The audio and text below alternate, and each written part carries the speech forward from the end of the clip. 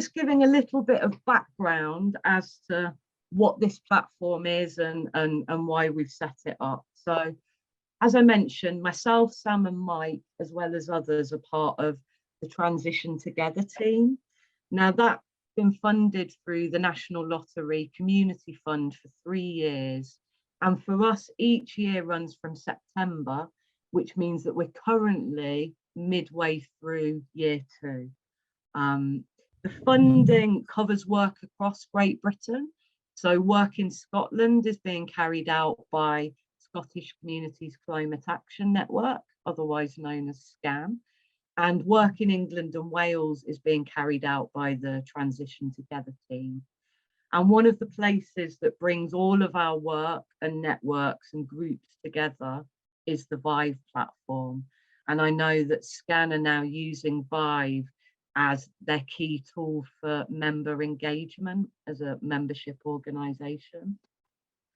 So the tech that's behind Vive is a platform called HumHub, and we've been using that internationally for some time now. So Transition Network took the first step to use an online platform to connect the international transition hubs and various working groups that are working internationally. And then here in the UK, we've launched our version, Vive, during the Together We Can Summit in May of last year. Now, most of us, whether personally or in our groups, are already using all sorts of social media platforms like Facebook and Twitter and Instagram to kind of broadcast out and connect with people maybe in our localities to promote our events or talk about what we're doing. And what we see Vive as is more of a kind of town square for people involved in transition type activities and local community action. So it's not just simply broadcasting out at an audience about what we're up to, but it's actually a place that this network that we're part of can actively connect, share ideas and resources and problem solve together. We held a similar session to this back in June to get some initial feedback on the platform and to help direct the work that we're doing in the development of Vive.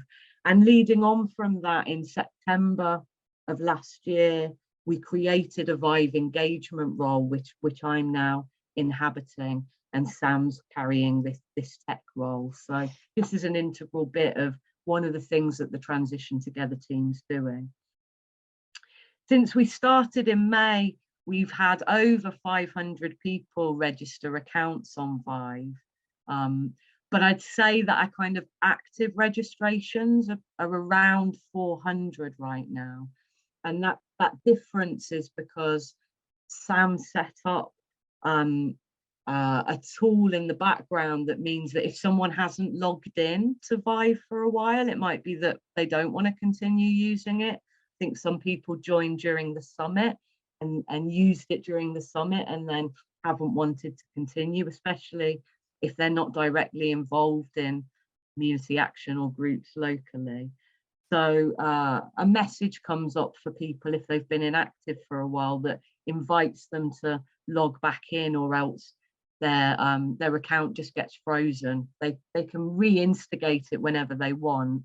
But that means that we've had about 500 registrations, but we've currently got about 400 users, with a good proportion of those in Scotland.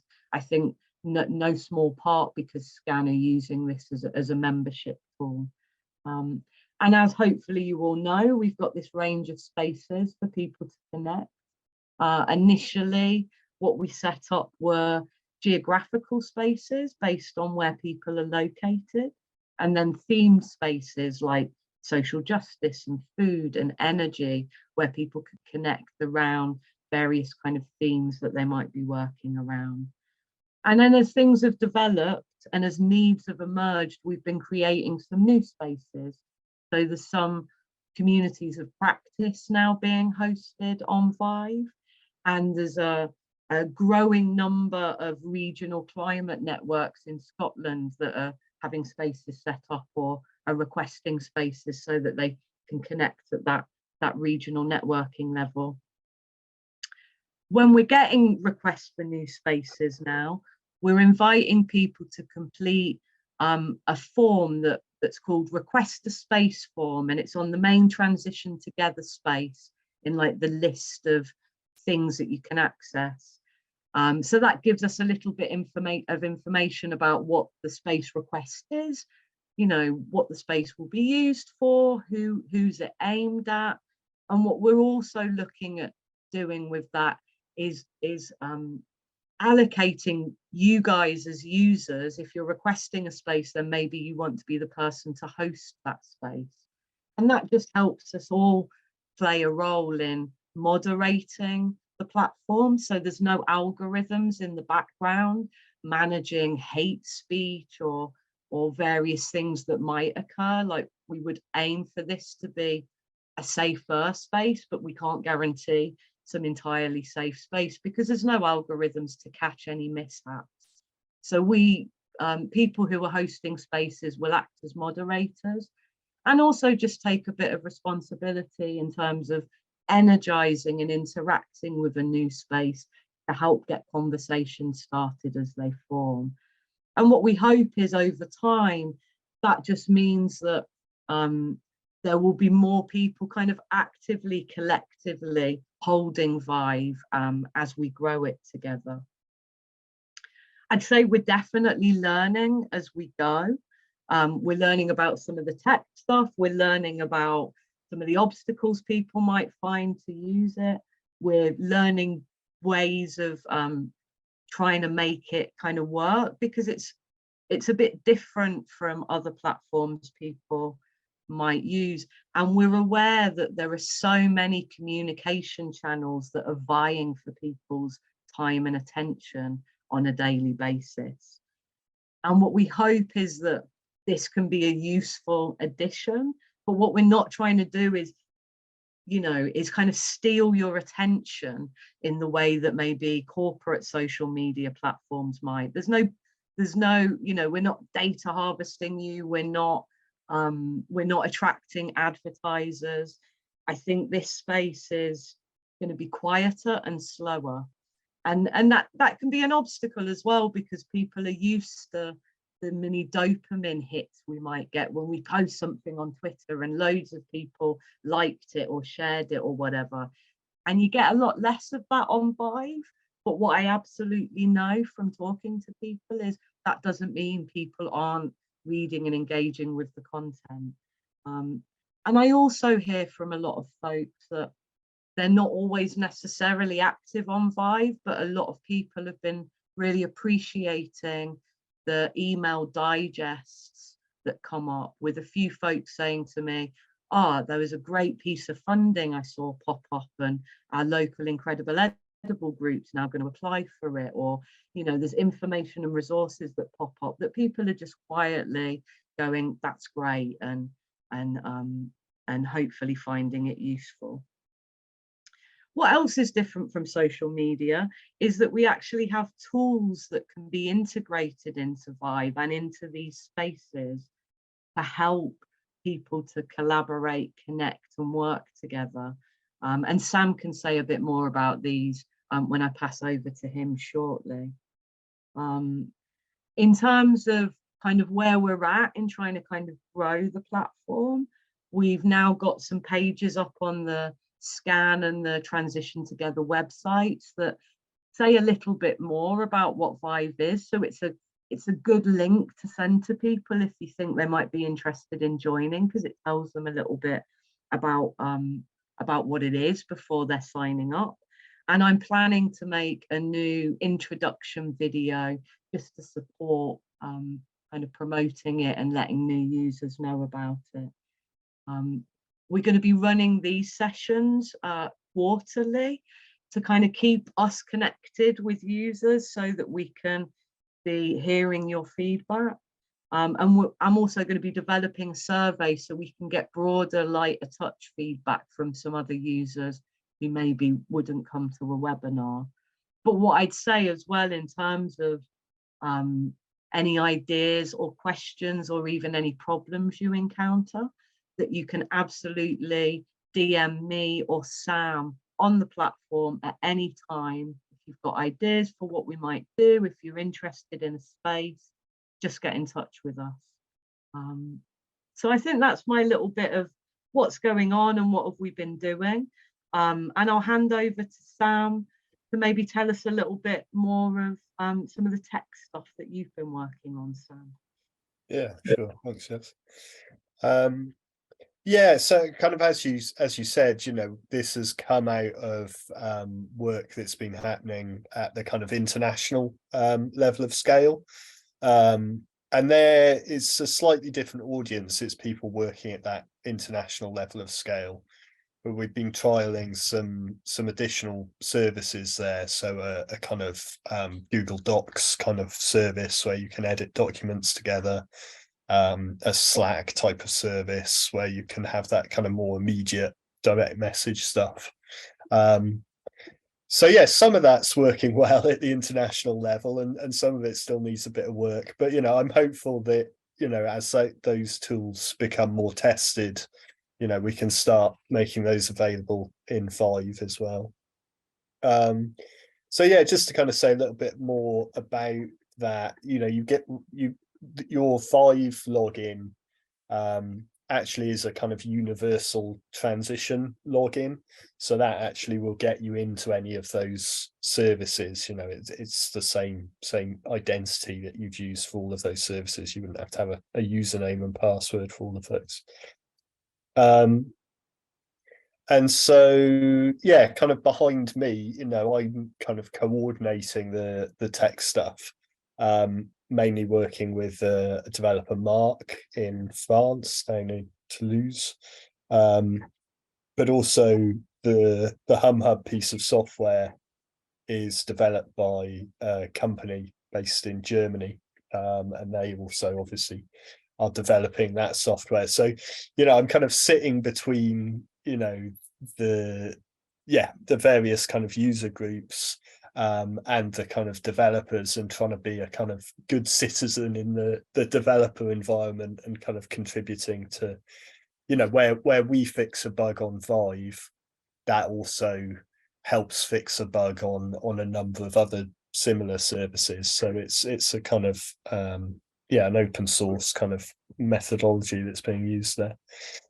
One of the things that we've done since we last kind of had one of these meetings is set up a tech space.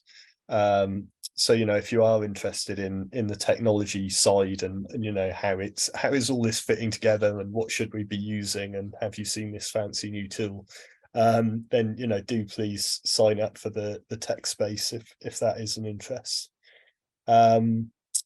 Yeah, there's a few things that we've been kind of testing that I think we're kind of ready to start enabling on different spaces. We've got some kind of calendar functionality, which we've enabled on the scan space. You know, we can enable that on other spaces. We've got surveys and polls, which we've been testing a little bit, and, you know, feel like they're ready to go. And a kind of small group video chat. So, you know, that wouldn't be for hundreds of people and a kind of big public event. But if you wanted, you know, a small chat with, you know, 5 or 10 people around an issue, we could certainly do, you know, this kind of video conferencing to support that. You know, we'd be ready to add that to spaces, you know, if you're particularly interested in using that. Other things we've done is kind of get our data protection ducks a little bit in a row. So there's now a form where you can request that we delete your user account, or you can request your data if you want a copy of the data that we hold about you. And yeah, I think that's kind of most of the stuff we've been working on. We've been aware of you know, a kind of ongoing issue with email delivery. Like, not everyone has been getting email reliably, so we've been working on that, and hopefully that's improved and will improve further. And yeah, what have we got coming up? I'm setting up a proper help desk. So this will be for space hosts, you know, if you're helping to moderate and kind of host one of those spaces. That'll be a way that you can, you know, file a bug or open a support request, and we can actually track that more effectively and make sure we're not missing any of those bugs or support requests. So that should be coming up soon. We're in the process of improving invitations. So in a space at the moment, you can send invites to people, but they're a little bit impersonal and not great in some ways. You can't edit them. So we are working on improving that. But I would also say, you know, until we do improve it, do please invite people, you know, use the current functionality. You know, if you're working with people, you know, who you think would be interested, or, you know, do feel free to invite people into spaces and kind of grow the community. I think that's a really helpful thing for people to do. We've also working on an Android app. The hope is to do both Android and iPhone. I think the Android will come first, and that's kind of in testing mode at the moment. So yeah, it should come soon. And the other thing that I've did a little bit of work on was, you may have heard of Mastodon. Is a kind of social network that's had a bit of press recently in light of difficulties at Twitter. And I helped on a funding application to add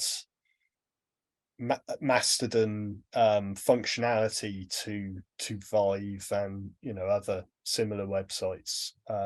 So we haven't heard back yet, but there's possibility that, you know, the participation in Vive could,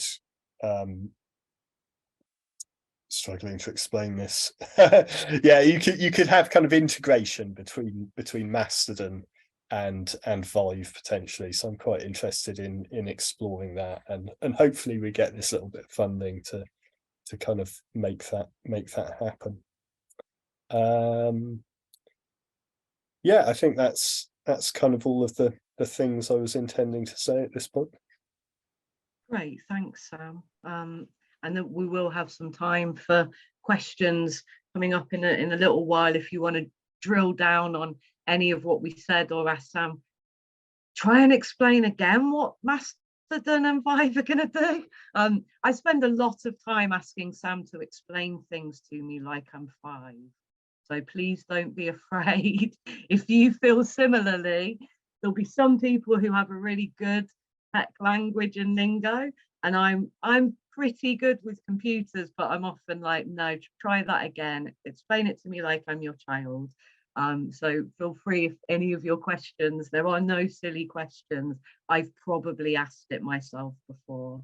But what we're going to do before we move into the Q&A stuff is kind of get you guys chatting, maybe in pairs, to break out for a short bit of time. So it's not just me and Sam chatting at you, just to kind of harvest some of what your experiences might have been of using Vive. Welcome back, everybody.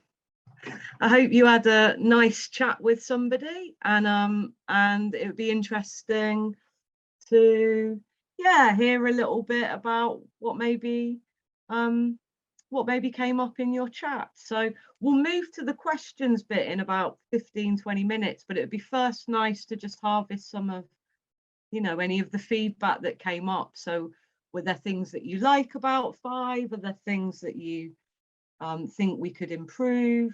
Are there things that you would wish for? I'll just kind of open it out for anyone to kind of share anything that might have come up in the chat that you just had. So if anyone, if you put your hand up, let me know. Rakesh, we'll go with you first. Yeah, I'll see if I can summarize the lovely conversation I had with Phil. I think what we kind of both agree on is that it's a really lovely, wonderful, worthwhile idea, trying to connect people, you know, to share ideas, to, you know, ask questions and be able to solve, you know, things that we've solved that, you know, can help others and so on and so forth. But at the end of the day, we're so overloaded with technologies. One more tech solution that many people have to learn. I'm a tech geek, so it's not a big deal for me, and you know, and Phil's also fairly tech savvy. But for many people, not another one, not another new platform.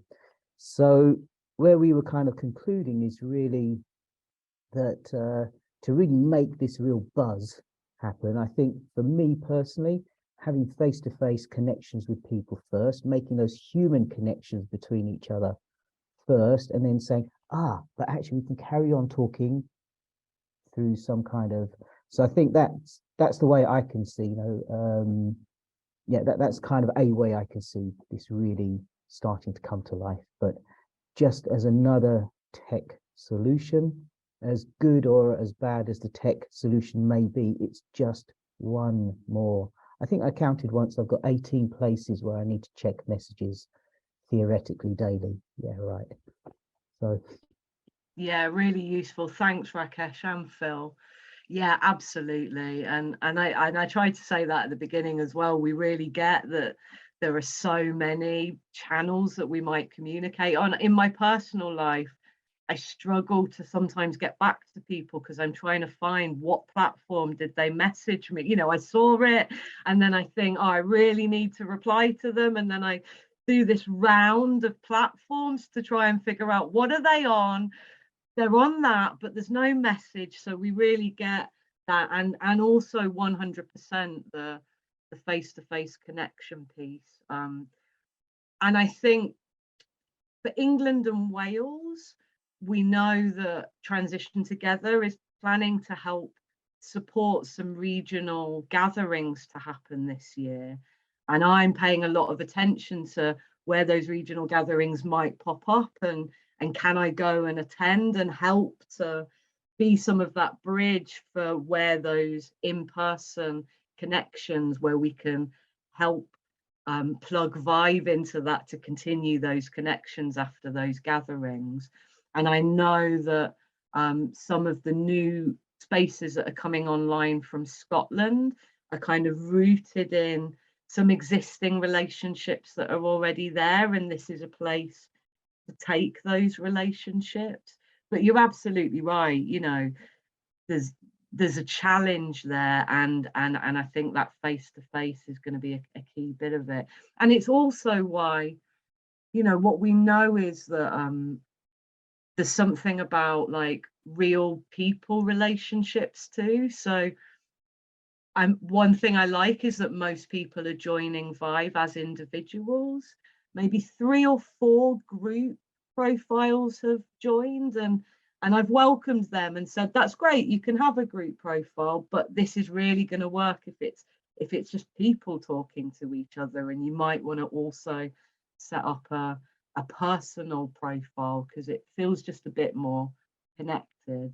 But yeah, I'm really hoping that the regional gatherings in England and Wales this year, that we can see how Vive can best support any connections that get made in those.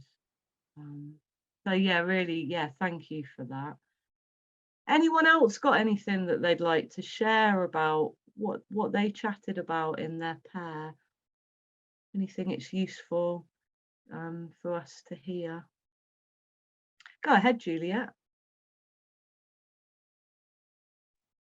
There we go. You can hear me. Yes. Well done for convening all this and all the energy you've put into it. So a big thank you for you clearly putting a lot of hard work into the whole of this. And yeah, I've been following the Transition Network for, gosh, 10, 11 years. So this is clearly the right evolution that we can do all of this stuff and see each other remotely. And, you know, in a really easy and convenient way, not just when there's a big transition network event happening physically somewhere. I guess, and me and Jill were talking about this, is who qualifies to join Transition Together, and it shouldn't just be organizations that are branded as transition, and like, you know, that's technically the case, I can see from what people are calling themselves. So there are so many groups doing things that don't call themselves transition, like there are climate hubs, there are climate emergency centres and so on, and being able to invite all of those in. But also, I belong to so many networks, I'm sure everybody else does. So as well as this, there's a Climate Emergency Centre network, there's the Southeast Climate Action Network, there's networks for transport, there's the Community Energy South network. So is this another network that we join, or is there ambitions for this to be the Uber network for all those other networks? Yeah, you know, how does it all work together? If the idea is that we want everybody to know what everybody else is doing and find those synergies and connections, what's the best way of doing that without people feeling not only is this another tech platform I've got to be in, it's like, oh God, here's another network I've got to be a part of and engage with. So that's just a thought. Yeah, thank you. Thanks, Julia and Jill, for those thoughts. As a starter in terms of who's welcome on the platform, you know, Transition Together is kind of funded to support the transition network, but there are lots of groups that don't necessarily use transition with a capital T in their group name or branding. And definitely we know groups that maybe first initiated as a transition group 10 years ago have also evolved and maybe formed collaborations in their local areas where they've renamed themselves entirely.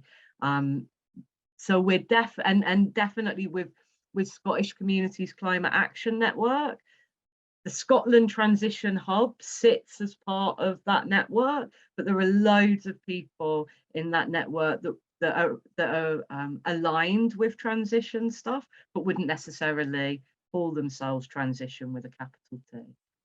So we try really hard in when we communicate about Vive, that we talk about it being for transition groups and our friends and other aligned groups and people who are working for local community action, climate action. The question about does everyone need to be in every network? That's a good question. And I don't know if Sam might have any insights into as to how things connect. I'm just going to finish first, Sam, but into how things might connect up. But my feeling is that, you know, there's nothing in the registration process that requires you to show any transition credentials. And we know there are people already on the platform who are maybe curious and not involved in any group. They came to the Transition Together Summit, but, you know, they came as just an interested party and they're really into repair cafes. So they might hang out in the Rethinking Waste space and talk repair cafes. So there's a thing about, yeah, I've one other thing to say. It's been really in my mind that we don't have a climate hub or climate emergency centre space on Vive, but I was also really aware, are we just trying to create something that exists somewhere else? So I would always say if there becomes like a number of people who are using Vive and they also happen to connect on certain themes or with certain projects, we can create spaces if the needs arise, but we didn't want to just create it to just be replicating what's happening in other places. But yeah, Sam, is there anything you wanted to offer in terms of how networks might connect? Yeah, I mean, I think the straightforward answer is like there isn't, you know, that doesn't exist at the moment. You know, there isn't a good way of networks interoperating between each other and sharing content effectively. This comes back to the bit I was waffling about Mastodon in a slightly unclear way. What I think is maybe emerging and may not, but it does seem to be a certain amount of energy going into supporting a thing called Activity Pub, which is just a way of networks communicating between websites. And I'm talking to a group who run a bit of software called Hilo, largely in the States, because they're interested in implementing that way of talking to each other. And if we also implement that way of talking to each other, and we can talk to anyone who's in Mastodon, then you start to get a kind of a communication framework where different networks can talk to each other. But you know, in all honesty, it doesn't exist at the moment, but I'm beginning to see the kind of the seeds of it, and so, you know, I am engaging in those conversations. Mike, I see your hand up. Go ahead. Yeah, just on this thing about networks and stuff, is that part of my role in Transition Together project is sort of developing the control shift network. I don't know if anyone's been to any of the events, but there was one in Stoke and Wigan, which was about bringing sort of organizations together, but also sort of people in local communities.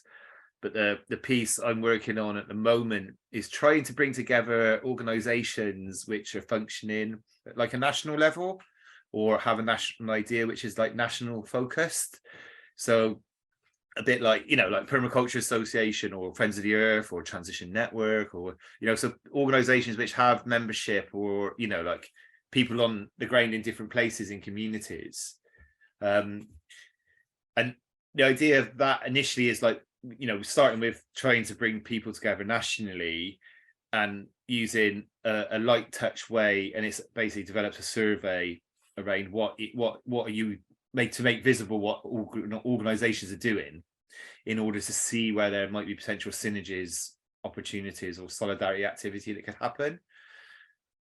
I mean, what I'd like to see is that principle or process being applied at different levels of scale. The reason we've gone for National First is obviously to try and connect up those organizations, to see what we can do, and then, you know, if we're talking to each other at that level, then we could like sort of try and coordinate communication happening at different levels, and then then it can become like a two-way street in some ways. There might be ways of, you know, working out how could networks, organizations actually benefit from being in communication with each other, but in like thinking that through a bit, so it's not like a massive drain, but it's actually like quite action focused. I see I think there's a potential for Vive to help support that. And we know that, for example, you know, most people are in more than not just in a transition group or a permaculture teacher or a thing, that you know, they're usually parts of many other things as well, or linked in with lots of other things anyway on the ground. So it's sort of like, yeah, like it does seem one of those questions that comes up a lot over the last, you know, 5 to 10 years. I've heard this question about how to connect people up, and yeah, it's not been solved yet, but I feel like there's more energy for it. It's just working out the way of doing it, and it's going to be interesting to see how this process which we're using Vive for, around it, like a questionnaire which just makes visible what everyone's doing, and then people can look at that and go, I'm going to go and chat to them or I'm going to chat to them because they look like they're doing something that we're doing, or they can help us with, but not controlling it, you know, just making that environment, that stuff visible. So yeah, so there is some stuff thinking about that. We're thinking about that and trialing some stuff. And there's also some prototype projects through Control Shift in Hull, Bristol and Wandsworth, which are trying to do a similar sort of thing, but more at local level. So there's other stuff going on like that, which we'll be talking more about in the future, I think. Thanks, Mike. Yeah, I guess like the point I'd leave on under that is, if people can make use of this platform because they're working either regionally, and it's a way that they can connect and collaborate and be in touch with people in their geographical area, or maybe they are working on community energy and it's a place where they might be able to ask questions of other people who've worked on community energy. The baseline is, if you can find the platform helpful to your work in those areas, then you're welcome. And I think initially our first onboarding was anyone who came to the Transition Together Summit. Then it's been Scottish Communities Climate Action Network, and for us, whatever our Transition Together audience and network is. And then if people are connected with other folk and they're not involved in transition with a capital T, but they might find it useful to hang out with other folks talking about tech solutions or the new economy, then you're very welcome to invite others to join this space. And yeah, the ongoing question of how we connect up our networks in real life and also online, I think we haven't got the solutions for, but we're really open to how this platform might develop over time. But yeah, we've kind of started moving into questions, so I'm happy if we continue with questions, but if there's any other feedback people might have. So I'm open to any feedback or questions that anyone might have based on what you've heard so far or any of the chats that you've been having. Go ahead, Jill. So I'm not sure if this is feedback or quite, I don't know, it's probably a mixture of everything, but so I was really just a bit of kind of like experience with that face-to-face networking that we're doing at the moment as part of SCAN. So I was saying to Juliet that obviously the region that I'm actually coordinating is Lanarkshire, which has masses of variation in terms of people's priorities, in terms of demographics. There's a phenomenal amount of sort of areas which are counted as very deprived, and then also some very affluent areas. And some of the really, as I'm talking, I am making a real effort to do those face-to-face meetings, because I know that we've had several failed attempts at doing networking in the past by simply emailing people, and people do get that overload. But what people are really coming back, and it's interesting when I speak to community groups, the things that they are, when I say to them, look, if we were forming this network, how would it support you and what do you want out of us? And what arguably a lot of them don't want another network, but when you start mentioning all the benefits of, oh, did you know there's another group up there that's doing this and they've managed to get funding? Oh, no, well, can you put me in touch with them? And I kind of have this theory that a really good network is so mutually beneficial, it will stand up regardless of somebody facilitating, coordinating. So it's that cooperation thing. So I think the spaces you're talking about in terms of linking people up are absolutely spot on, because it saves somebody like me otherwise kind of, oh, they're doing that, they've got community bus and they want one, and you know, but it was interesting when we discussed how we would put this forward, and the first thing they said is, don't send a newsletter, too many newsletters, don't want another newsletter. They were all interested in a space they could go to and have the information that would be really a bit like we called it the yellow pages. They wanted to know, like, if they want to speak to somebody about solar panels or servicing solar panels or fixing them, who's in that area, who's in that region that can do all these things? And at the moment, there's not really a one-stop shop. I mean, in Lanarkshire, if I hear another person doing mapping, that's what we started off to do. And I spoke to a community group and she's like, 4 people have mapped us now, how many more, you know? And I was like, oh God. And so I pulled back from that and we started discussing the idea of these directories, these searchable directories, because a lot of the community groups, which are completely, say, volunteer-led and are really struggling to apply for funding, is they're looking for ideas. They really want to kind of see what's worked and what hasn't. And so somebody said, if you could just put like somewhere where people could say, I want to, I don't know, get a community electric minibus, you know, with a volunteer driver. Who else has done that? Just so they know who to go to find out what has worked and what hasn't worked, you know. So I think where areas where we've got coordinators, maybe like myself, we're quite lucky at the moment, but my position isn't forever. So the idea is we need to set these networks up so that they're completely self-sustaining. And I love the idea of Vive. I'm still quite new to it. I'm still trying to explore it, but mostly I'm trying to work out how I can make that work to facilitate that network without giving them more work. Because if I mention another platform, they do say, not interested. So I really need some selling points to them. And in particular, people who are not, as we say, branding themselves transition, or some of them actually even thinking about stuff like climate action or social justice. They're just doing it because they, you know, that's what's right for their area. So yeah, so I really like it. Directories, I don't know, in something directory level, yellow pages. I mean, that's what I grew up with, yellow pages. Something like that I think would be great. And I guess that search function, tagging ourselves, I don't know, something like that. So are there things like that in the process, or is it already there? Am I missing it? Well, I just want to say, what a font of wisdom in just a short few minutes from the conversations that you've been having and the networking work that you've been doing. There's some real gold in there.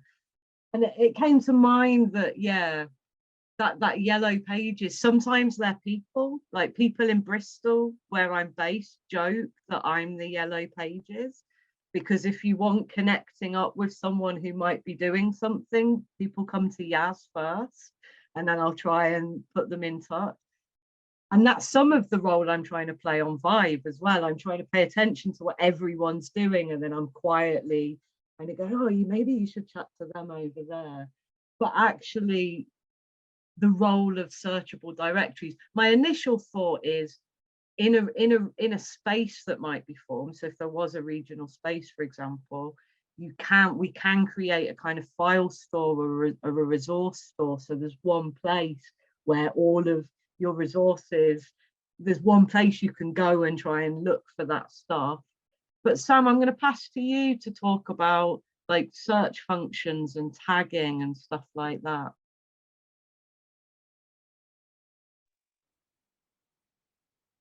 Yeah, I mean, in terms of, I was going to go off at a tangent actually, but there we go. In terms of directories and kind of geographically focused directories of people, you know, and mapping who's where and who's doing what stuff.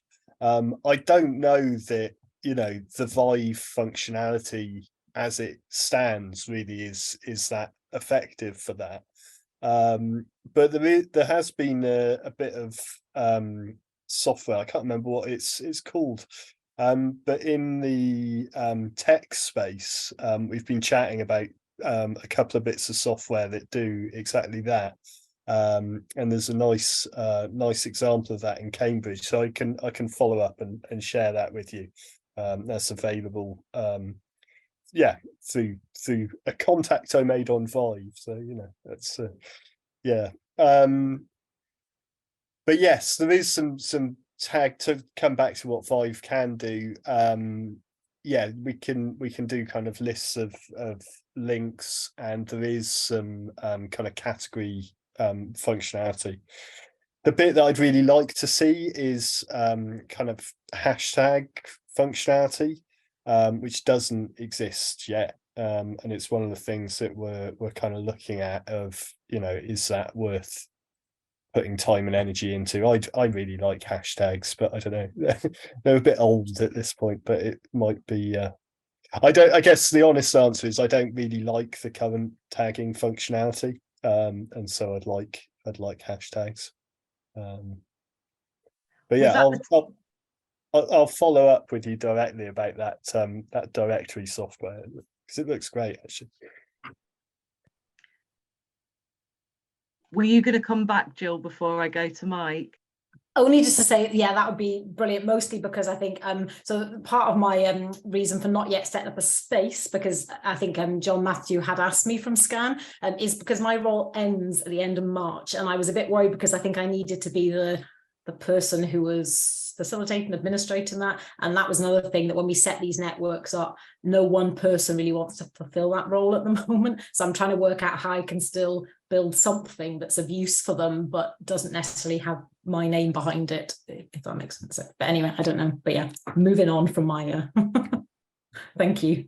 Okay, thanks, Jill. But yeah, let's be in touch. Sam can maybe chat with you about this tech that might be useful outside of Vive for your local area, and yeah, we could maybe have a chat about, you know, could a Vive space be useful for that local area, even if you're going to be, you know, we can maybe have a chat about that, knowing that you've got this kind of ending in March. Mike, did you want to come in on that? Yeah, Hi everyone. So sorry I'm slightly late, but you guys have gone far, so I'll just listen and see what but I think I haven't really, sorry to jump in, but I haven't really been active on the Vive space. I intended to sort of connect with like minds. I would like to do transitioning projects, as well as I would like to do a paper, because I'm into the academic side as well. I'm into workshops and stuff like that. So I don't mind if people out there, they've doing so many brilliant ideas I see, you know, people bringing out their thoughts, but those thoughts can be put together. And I've published one paper before.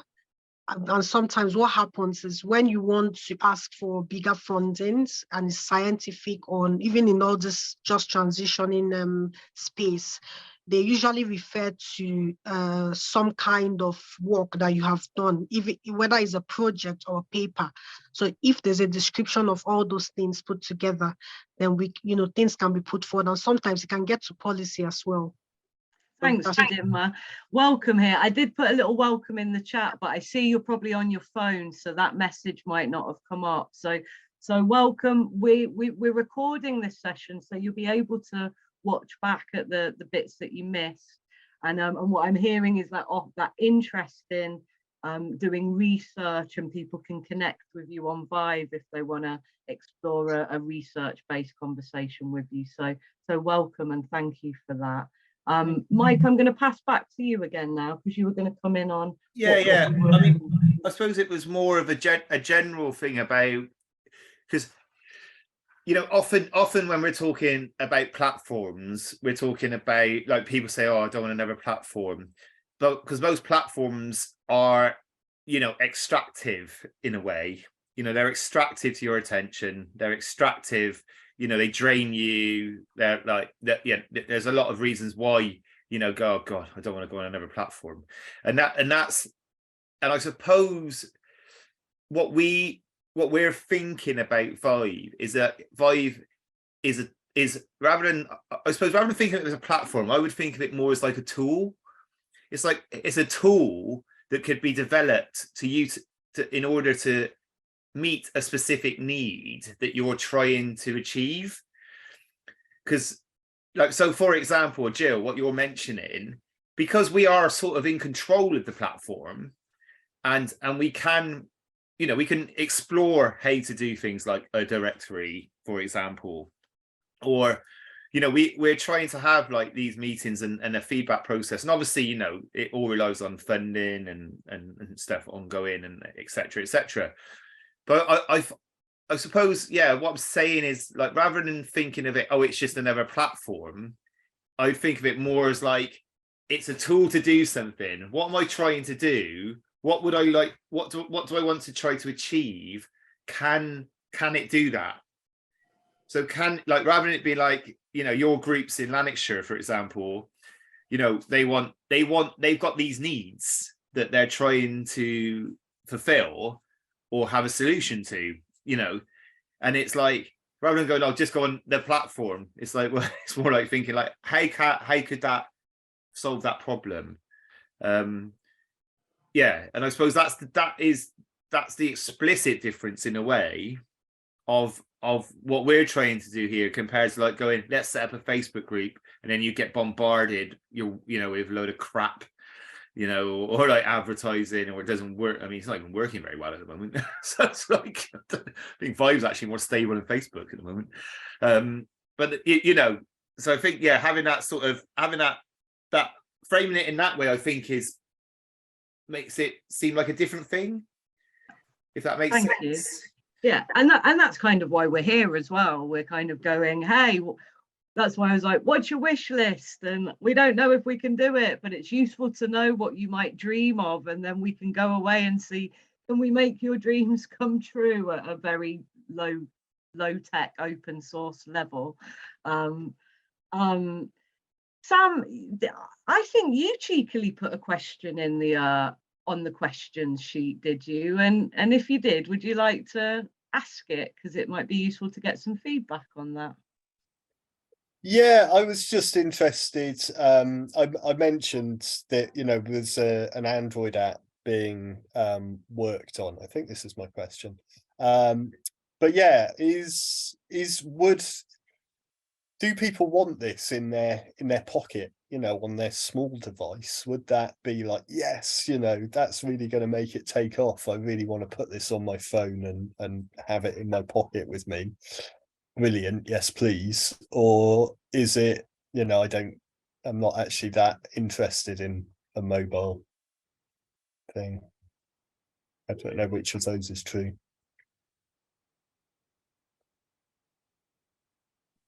Would it be useful to do like a temperature check? You know, people might not have sentences to give you right now, but we could maybe just out of interest do like a temperature check. So if you're like, I definitely want Vive in my pocket, you could do a thumbs up. If you're not sure, you could just be in the middle. And if you're like, I just probably wouldn't use it in that way, you can do a thumbs down, just as a snapshot.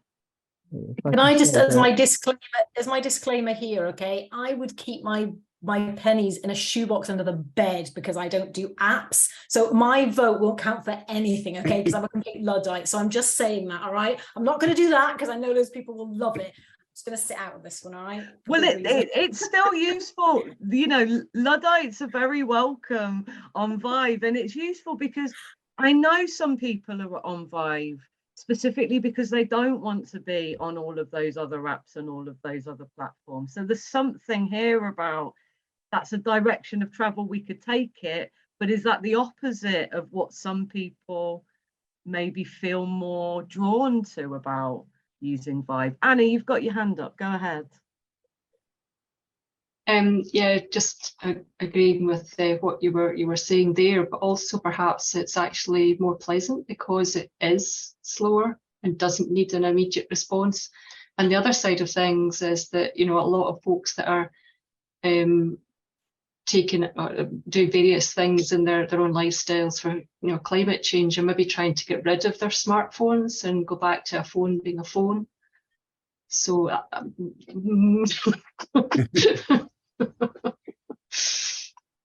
yeah, I gotta say, I've never been excited about turning this into an app right now, not where it's at right now, because I feel like, exactly, just building on what you were just saying, Anna, and even, you know, I'm like, no, there's something that I like, that I approach Vive in a quieter, slower, sat at my desktop way, and not just like popping it open and did someone like or engage with my thing. I just feel like I've gone from doing a comms role for Transition Network, where it was constantly broadcasts and tweets and shares, to doing this, which feels slower and quieter and a little bit more connected. So Juliet, go ahead.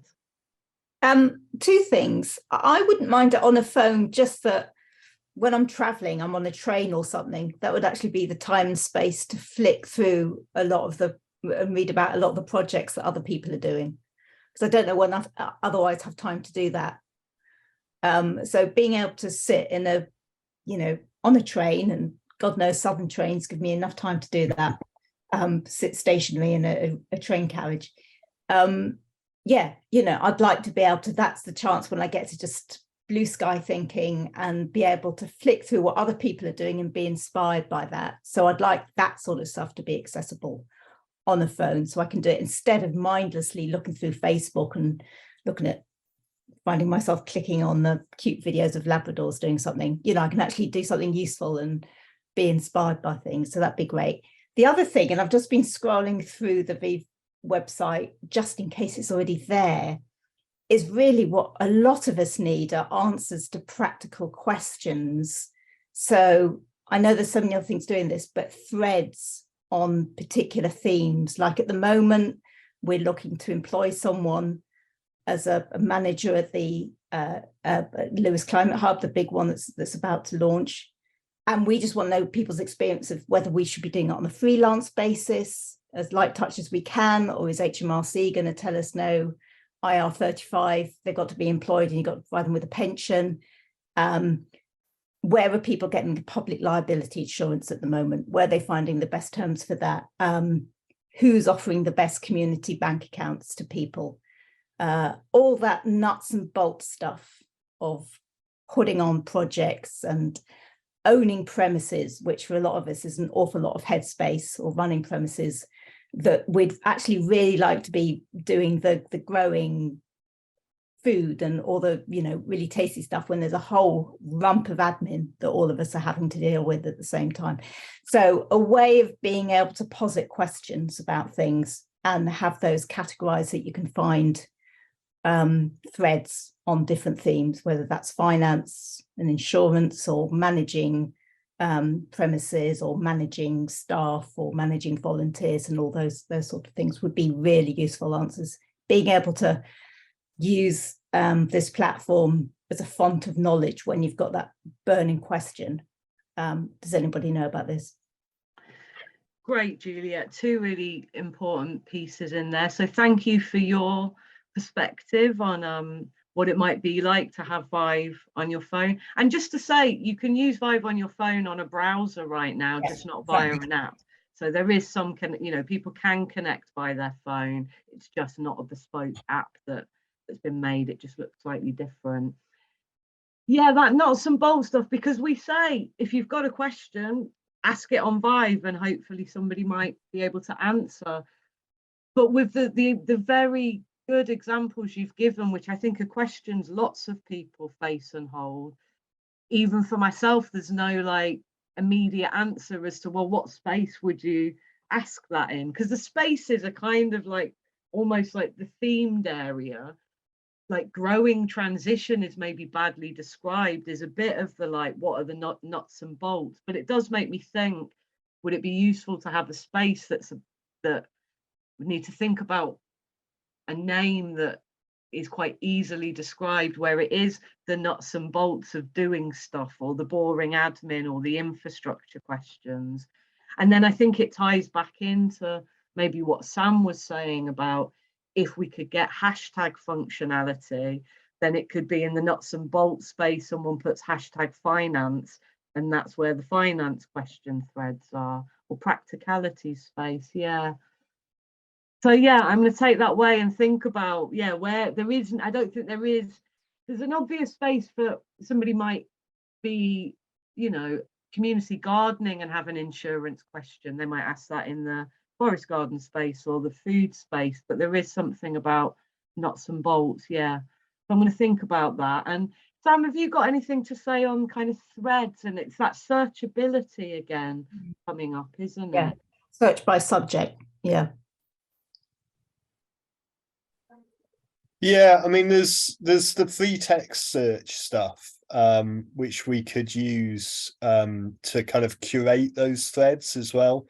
And whilst I kind of think there's some limitations of how the tagging and the categorization stuff works, one thing that we could potentially do, you know, if we started seeing some good threads, like I can think of one about you know, ethical banks that I've seen on there, about people discussing Triodos versus co-op versus, you know, perhaps we could go in and tag those retrospectively, like, and kind of organize and curate those as they kind of emerge organically. I don't know, we'd have to kind of think about it a little bit. But yeah, I quite like the idea of having a you know, the nuts and bolts space, but also those things will just come up in, you know, in the scan space or in the forest garden space or whatever. So perhaps there's a little kind of curation role that perhaps we could start pulling those together. Thanks, Sam. My cat's just appeared, so he's telling me that we're coming to an end. He seems to know, but I see we've got another hand from Jill, so I'm gonna take that and then start bringing us to a close. Sorry, I've talked loads, haven't I? Just as another platform that is really people use is, so as a member of a massive knitting group, I don't know, did you hear one called Ravelry?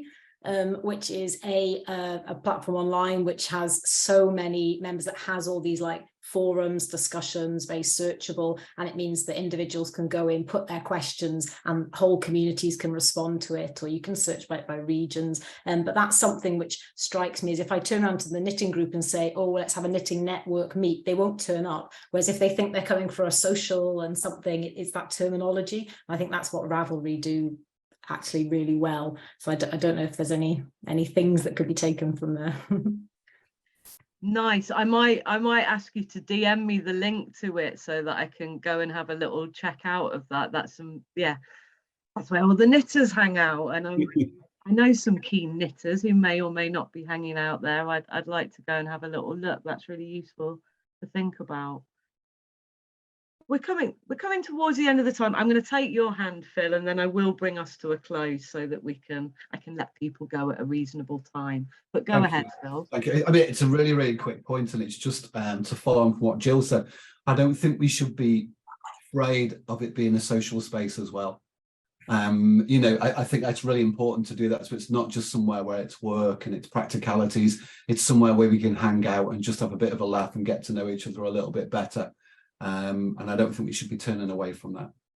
So thanks, Jill. 100%. I think at some point, Phil, I was challenging you all in New Mills to grow your own canoe or something, because in New Mills you were doing so much good growing your own. I was like, look, these people here have grown a massive thing that they're canoeing down the river. So yeah, we definitely welcome that kind of chat as well. I want to say a really big thank you to all of you for coming along this evening. It's a big ask to take an hour and a half of your evening. I really appreciate your attention, your engagement, your feedback, and your questions. And we might not be actually in person, but that thing around the face-to-face connections and the building the relationships and then taking them to another space. I've really appreciated this, because you're more like three-dimensional human beings to me right now, and hopefully you'll feel even more comfortable and confident reaching out to me or Sam with any questions or ideas as things progress. So I want to say a big thank you to you all, and wish you all the best for the rest of your evening. And do reach out to me or Sam at any point if you want to continue any of the chats that were started today. Thank you.